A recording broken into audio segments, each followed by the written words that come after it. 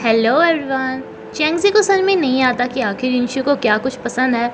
इस पे इंशु बताती है कि मुझे पैसा, शूज़, क्लोथ्स, कार्स एंड तुम्हारे मॉल के लगभग हर चीज़ पसंद है।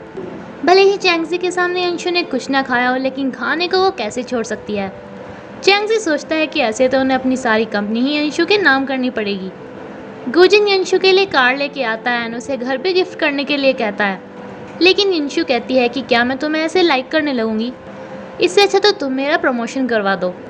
देन बेचारा गुजिन चैंगजी से युनशु के प्रमोशन के लिए कहता है, लेकिन चैंगजी कहता है कि पहले ही मैंने उसे असिस्टेंट के साथ डिज़ाइनर मैनेजर भी बनाया हुआ है, तो क्या अब अपनी पोजीशन भी मैं उसे दूं। देन गुजिन युनशु की सैलरी बढ़ाने के लिए कहता है। अब अगर चैंगजी किसी एक की सैलरी ऐसे बढ़ाता तो बाकी को बुरा लगता, इसीलिए जिस प्रोजेक्ट में पिछली बार हेलिना की वजह से चोट लगने की वजह से यंशु उसके साथ काम नहीं करना चाहती थी, चैंगजी से वही प्रोजेक्ट दे देता है। यंशु काफ़ी गुस्से में से चैंगजी से इसका रीज़न पूछती है एंड जब उसे पता चलता है कि ये सब कुछ सैलरी बढ़ाने के लिए किया गया है, तो वो चैंगजी को बता देती है कि उसने वो एग्रीमेंट देख लिया है। यंशु को काफ़ी ज़्यादा बुरा लग रहा था कि चैंगजी उसकी प्राइवेसी ऐसे गुजिन को बताता क्यों फिर रहा था, उसकी लाइक्स एंड डिसलाइक्स के बारे में। चैंगजी बताता भी है कि मुझे पता था कि वो तुम्हें हार्म नहीं करेगा, इसलिए मैंने उसे ये सब बताया, एंड वो और कोई नहीं गुजिन है जिसे तुम लाइक करती थी। लेकिन यंशु गुस्से में अपनी पड़ोसी फ्रेंड के पास चली जाती है एंड उससे सबके बारे में बताती है, जो कि यंशु से पूछता है कि क्या तुम इसलिए गुस्सा हो कि उसने तुम्हारी बातें जाके गुजिन को बताई, या फिर इसलिए कि वो गुजिन की हेल्प कर रहा है तुम्हारे पीछे पड़ने के लिए। एंड यंशु इन दोनों ही रीजंस की वजह से गुस्सा थी। यंशु काफ़ी ज़्यादा ड्रिंक करती है एंड यहीं पर ही सो जाती है।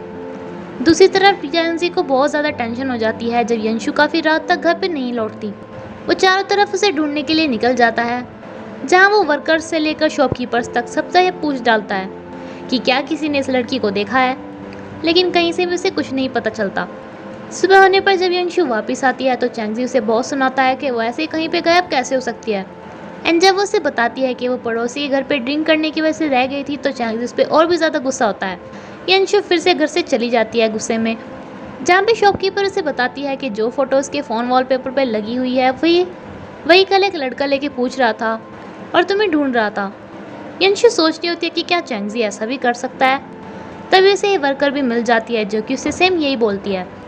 यंशु चैंगजी से थैंक यू एंड सॉरी बोलना चाहती थी, लेकिन वो उसे इग्नोर करके ऑफिस के लिए निकल जाता है। यंशु की कंपनी पहुंचने पर चैंगजी ऐसे जताता है जैसे वो तो यंशु को जानता भी नहीं है। यंशु को भी इस पर गुस्सा आ जाता है। वो उसे घूर ही रही होती है एंड हेलिना उसे देख रही होती है। एंड शूटिंग खत्म होने के बाद उसे कहती है कि तुम्हें चैंगजी कभी नहीं मिलने वाला। यंशु भी अभी इससे बहस करने के मूड में बिल्कुल भी नहीं थी। देन हेलिना चैंगजी से बोलती है कि मुझे तुमसे कुछ प्रोजेक्ट के बारे में क्वेश्चंस पूछने हैं, तो क्या हम लंच के लिए चल सकते हैं। लेकिन चैंगजी यंशु को बुला के कहता है कि तुम्हें जो भी कोई क्वेश्चन पूछने हैं तुम इससे पूछ सकती हो। एंड हेलिना के अरमानों पर पानी फिर जाता है। सेक्रेटरी काओ छुप के अपने बॉस का ब्लाइंड डेट देखने के लिए आया था, जहाँ पे यंशु भी इत्तेफाक से पहुंच जाती है। काओ इसे बताता है कि उसके बॉस के सारे ब्लाइंड डेट ऐसे ही फेल हो जाते हैं, एंड हो भी क्यों ना जब चैंगजी सभी के सवालों के सीधे सीधे जवाब देता है। 你和海琳娜的绯闻，很漂亮吗？漂亮，比我还漂亮？当然。 काओ बताता है कि चैंगजी के फेस पे कई बार कॉफी गिर चुकी है एंड कई बार ड्रिंक गिर चुकी है। इस बार भी ऐसे ही होने वाला था, लेकिन यंशु आके इसे बचा लेती है। लेकिन चैंगजी उस पर गुस्सा होता है कि उसकी वजह से उसकी ब्लाइंड डेट चली गई, एंड जो कॉफ़ी उसने पी थी उसका पे भी अंशु को ही करना पड़ता है। चैंगजी अंशु को बताता है कि अगर वो इस बार घर छोड़ के यहाँ से गई तो 12 बजे से पहले उसे वापस आना होगा। यंशु से झूठ में बोलती है कि जो ये तुम फिश खा रहे हो वो 2 दिन पुरानी है, एंड मैंने सुना है कि तुम मुझे पूरी रात ढूंढते रहे। चैंगजी कहता है कि तुम मेरी जिम्मेदारी हो, सिर्फ इसलिए मैं तुम्हें ढूंढने के लिए गया था। देन ही खाना स्टार्ट कर देता है, लेकिन यंशु 我没事。 हेलिना ये धरना देकर बैठ जाती है कि चैंगजी तो मेरी शूट को देखने ही नहीं आता, तो मैं नहीं शूटिंग करूंगी। गुजिन को समझ में नहीं आ रहा था कि इतना सब कुछ करने के बाद भी अंशु से इम्प्रेस क्यों नहीं हुई। देन चैंगजी इसका रीज़न उसे बताता है कि उसे उनके एग्रीमेंट के बारे में पता चल गया था। हेलिना को शूट के लिए मनाने के लिए चैंगजी गुजिन को उसके पास भेजता है, क्योंकि वो प्रोजेक्ट यंशु का था।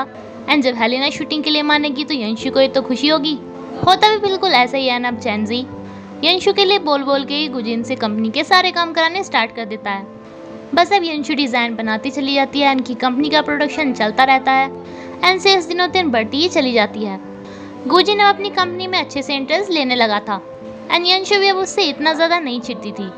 बातों बातों में ही गुजिन चैंगजी के बारे में बताता है कि जब वो छोटा था क्लास में तो एक लड़की हमेशा उसे लव लेटर्स लिखा करती थी, लेकिन चैंगजी तो ऐसा था जिसने वो कभी भी नहीं पढ़े। गुजिन की कंपनी में परफॉर्मेंस से उसकी दादी भी काफ़ी ज़्यादा खुश थी। अब जैसे कि गुजिन लास्ट टाइम की होल्डिंग सेरेमनी के दौरान वहाँ पे नहीं आया था, तो उसकी दादी चैंगजी से कहती हैं कि वो इस बार गुजिन को वहाँ पे लेके आए। वो इस बारे में गुजिन से बात करता है, लेकिन गुजिन कहता है कि अगर तुम यंशु को मेरी गर्लफ्रेंड बनाने में मदद करोगे तभी मैं उस सेरेमनी में जाऊँगा। चैंगजी उसे कहता भी है कि ऐसा तो एग्रीमेंट में कहीं नहीं लिखा था कि मैं तुम्हें उसका बॉयफ्रेंड बनाऊंगा, सिर्फ मैं तुम्हें उसकी लाइक्स एंड डिसलाइक्स के बारे में बता रहा था। लेकिन गुजिन ऐसा बिल्कुल नहीं मानता। वो कहता है कि फिर मैं सेरेमनी में नहीं जाऊंगा। चैंगजी यंशु से मिलने के लिए जाता है, जहाँ पे यंशु के नीचे गिरने पर पहली बार चैंगजी ने किसी चीज़ को सैनिटाइज करने से पहले उसे हाथ लगाया था। एंड ये बात यंशु को भी बहुत ज़्यादा अजीब लगी थी। चैंगजी ये बोल के कि तुम बहुत ज़्यादा ओवर टाइम करती हो, इससे मैं बहुत ज़्यादा खुश हूँ, यंशु को डिनर के लिए इनवाइट करता है। यंशु बहुत ही ज़्यादा खुश हो गई थी। एंड यहाँ पहुँचने पे आज उसे एहसास हो रहा था कि भले उनकी जर्नी स्टार्टिंग में अच्छी नहीं थी, लेकिन अब वो शायद चैंगजी को लाइक करने लगी है। लेकिन उसके सारे सपने चूर चूर हो जाते हैं जब उसे पता चलता है कि डिनर पे उसके साथ गुजिन आने वाला है। देन यंशु को उसके साथ डिनर करना पड़ता है। एंड दूसरी तरफ होल्डिंग सेरेमनी होती है, जहाँ पे गुजिन यंशु के साथ एंट्री करता है। एंड चैंगजी की मेहनत वसूल हो जाती है उसे यहाँ पे लेके आने की। यंशु को बहुत ही ज़्यादा बुरा लग रहा था जो कुछ भी चैंगजी ने उसके साथ किया था। ऊपर से जुनियाओ भी आके उसे कहती है कि मुझे पता है तुम गुजिन के साथ शादी करने चाहती हो, जिससे कि तुम उसकी कंपनी की मालकिन बन जाओ, लेकिन ऐसा मैं होने नहीं दूंगी। यंशु को पता था कि जुनियाओ भी गुजिन को ही लाइक करती है। एंड वो कहती है कि मैं तो नहीं, लेकिन मैं तुम्हें भी अपने इरादों में कामयाब नहीं होने दूंगी, क्योंकि मुझे पता है कि तुम उसे लाइक करती हो। तभी वहाँ पे गुजिन भी आ जाता है। जुनियाओ को लगता है कि कहीं यंशु ये बात उसे ना बता दे, इसलिए वो तो वहाँ से चली जाती है।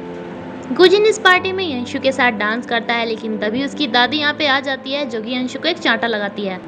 ये यंशु को बहुत ही ज़्यादा सुनाती हैं। गुजिन से भी कहती है कि ये सिर्फ तुम्हारे पैसों की वजह से तुम्हारे साथ है।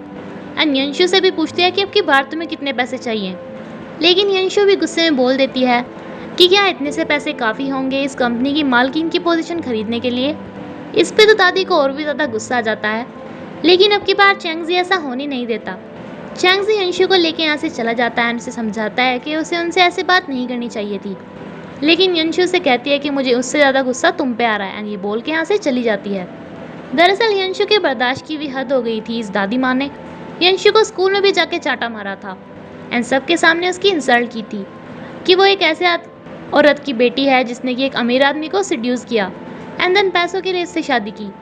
एंड जुनियाओ को इस पर बहुत ही ज़्यादा खुशी हुई थी। गुजिन के ऊपर नज़र रखने के लिए अब उसकी दादी ने सेक्रेटरी गाओ को उसके साथ भेज दिया था।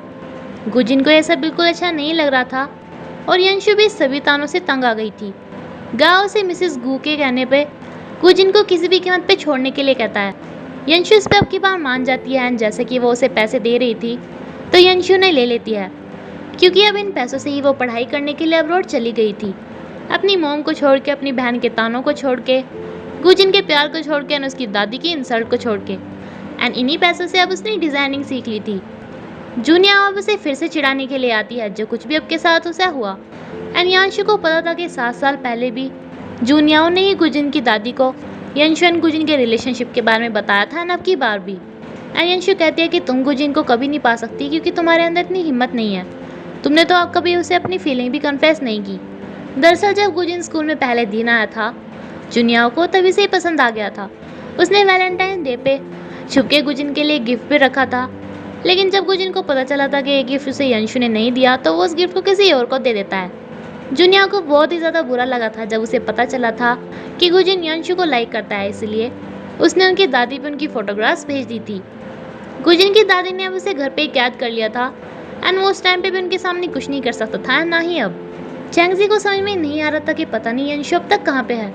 वो उसे ढूंढने के लिए जा ही रहा था कि वो वापस आ जाती है एंड उसे कहती है कि मुझसे डिस्टर्ब ना करे एंड अपने कमरे में जाके लेट जाती है।